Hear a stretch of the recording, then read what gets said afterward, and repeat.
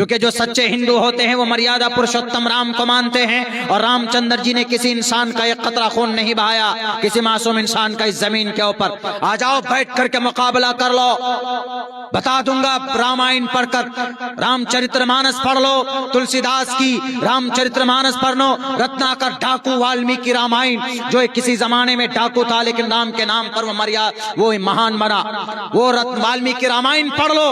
कहीं पर भी किसी निहत्थे को मारा गया हो, राम के नाम को बेचकर खाने वालों, राम के नाम पर राम के नाम को बर्बाद करने वालों, अगर कोई राम के नाम का नाम लेकर अगर किसी 75 साल की बूढ़े आदमी की दाढ़ी को काटता, दाढ़ी छील कर, देखा होगा आपने, काटा गया और नारे लगा रहे जय श्री राम, जय श्री राम। शर्म करो। रामचंद्र जी ने नहीं कहा कि किसी मुसलमान कोई मुसलमान मिल जाए तो उसकी दाढ़ी पकड़कर काटो और वहां पर जय श्री राम का नारा लगा। एक एक का सवाल होगा, तुम जालिमों का परमात्मा करेगा।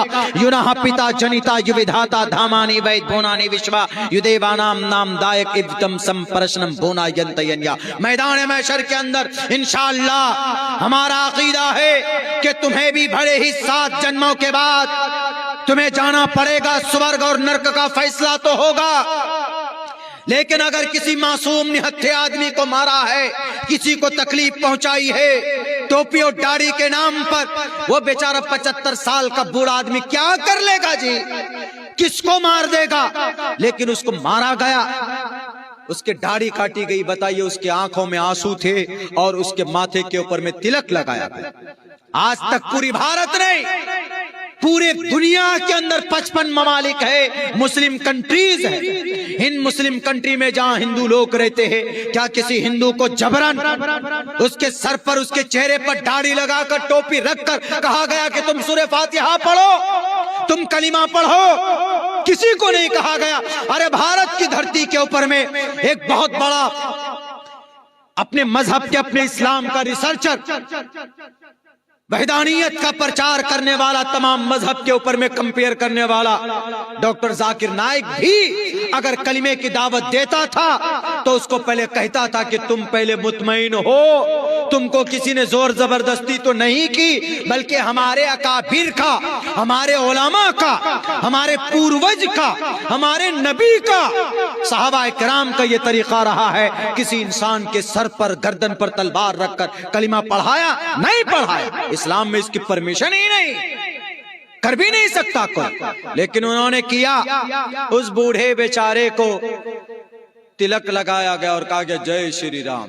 क्या राम इससे खुश होगा? बिल्कुल नहीं होगा।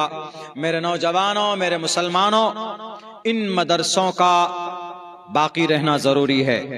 ये मदरसे बाकी नहीं होंगे तो कोई फर्क नहीं रहेगा। सूरह फातिहा में, हनुमान चालीसा में, हनुमान चालीसा लोग पढ़ेंगे। हमारे अपने राजस्थान हम एक मर्तबा गए तो 80-90 किलोमीटर दूर एक की उनके अब्बा का इंतकाल हो गया। उन्होंने सोचा कि कुछ कुरान करीम, कुछ हाफिज साहब को हम दावत दें, वो कुरान करीम वगैरह पढ़कर इसाले सवाब कर देंगे। उनका एक अकीदा था, कॉन्सेप्ट था।